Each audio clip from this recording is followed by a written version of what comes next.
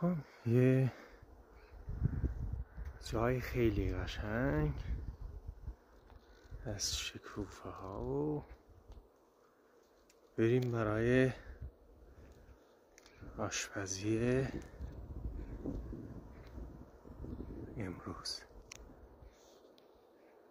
زنبور عسل ها، صدای خیلی جالبش.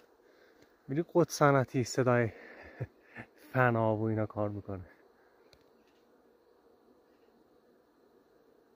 میشنوی؟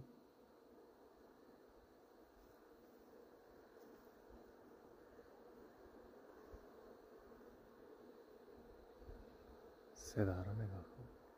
به به.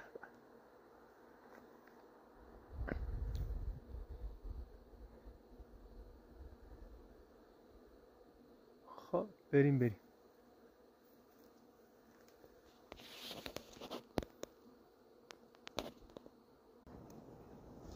خب تا آتیش درست شه چند تا تمام.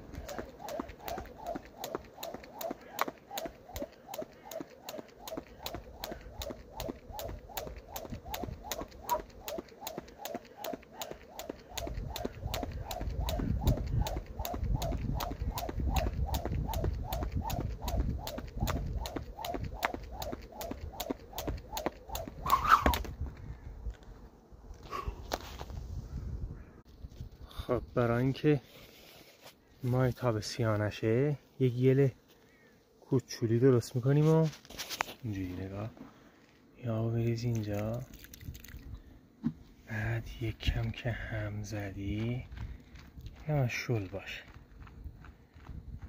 بعد میاری میزنی کفه این ماه تابستون. اینی دیگه نمیذاره که سیاه بشه، شستنش راحت ده.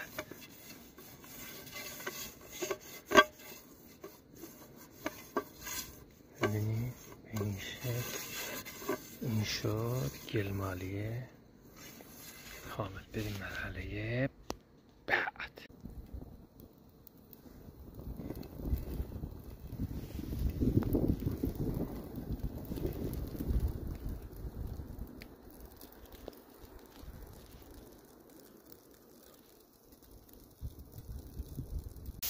منم آن مرغ بیدل که غیر از محبت گناهی ندارد، خدا داند